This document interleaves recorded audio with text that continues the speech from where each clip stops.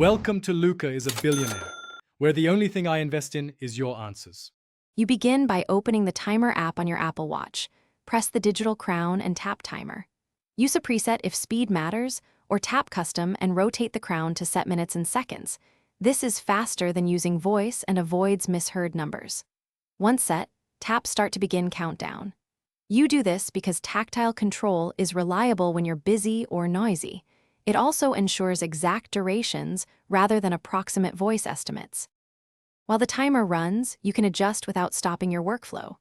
If you need to change time, swipe down and hit pause, then rotate the digital crown to fine-tune minutes or seconds and tap Resume. This preserves elapsed time and prevents accidental resets.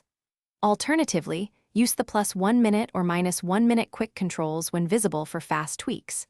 These steps let you adapt to real-world timing, because interruptions happen, and precise control avoids restarting. When the countdown ends, tap Stop and reset if you're finished, or tap Repeat to run the same duration again.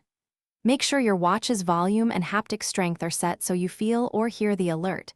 Check Do Not Disturb if you miss alarms. If the timer freezes or behaves oddly, restart the watch and, if needed, update watchOS. This fixes software glitches that affect timers. If problems continue, unpair and repair as a last resort to restore normal function quickly.